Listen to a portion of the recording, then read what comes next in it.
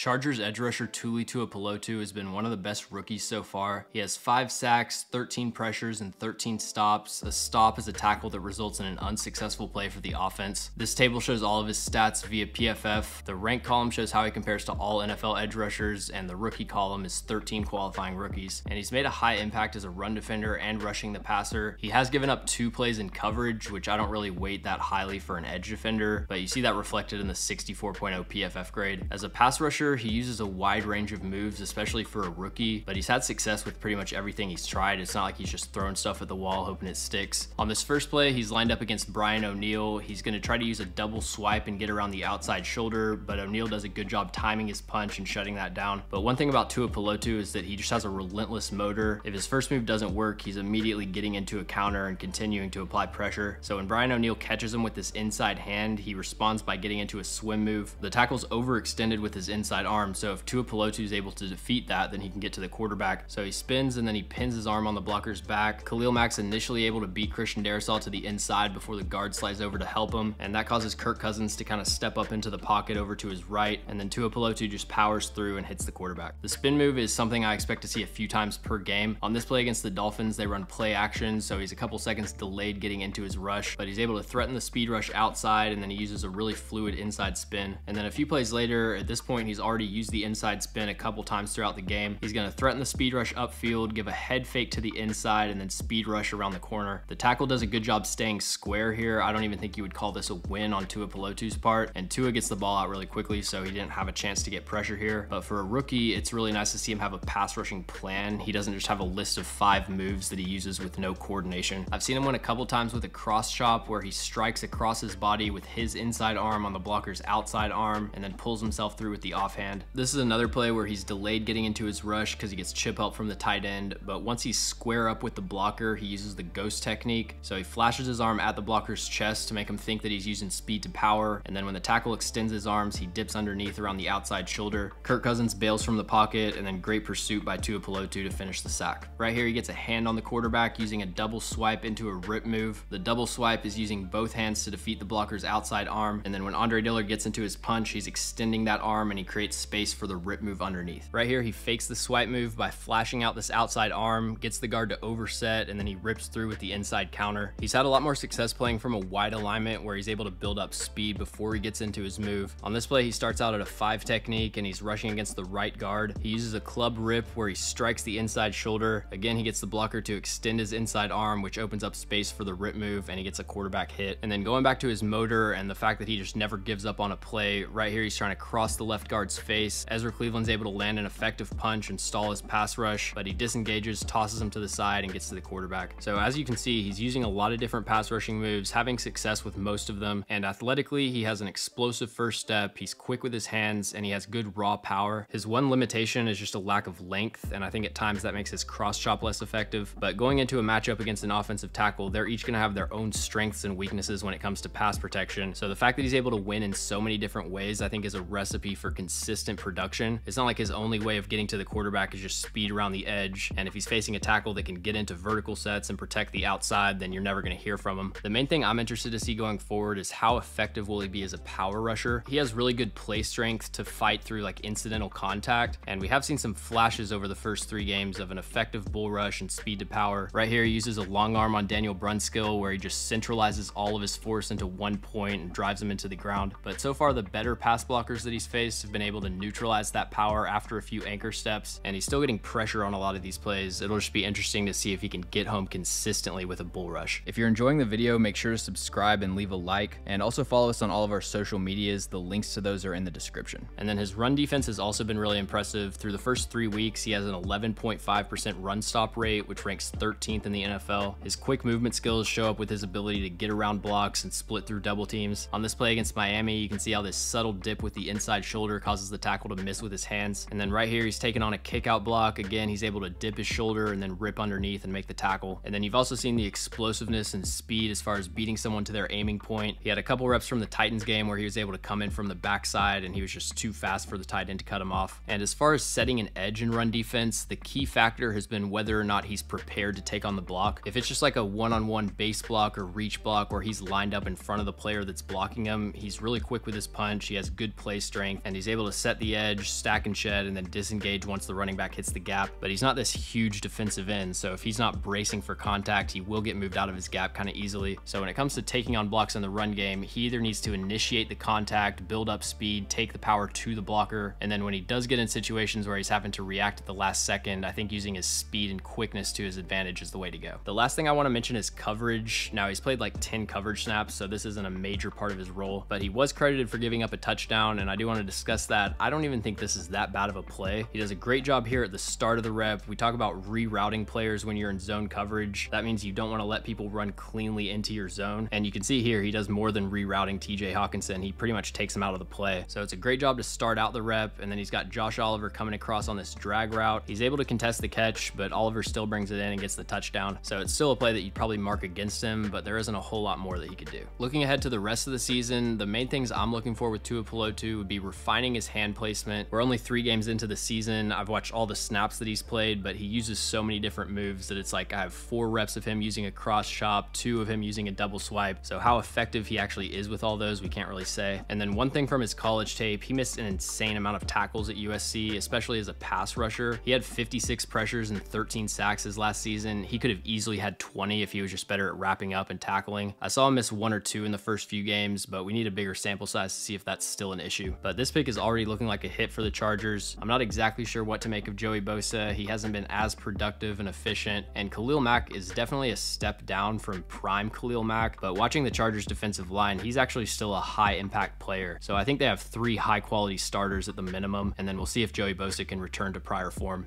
Thanks for watching. If you enjoy the video, make sure to like and subscribe. Also, let me know in the comments any NFL players or teams that you'd like me to cover.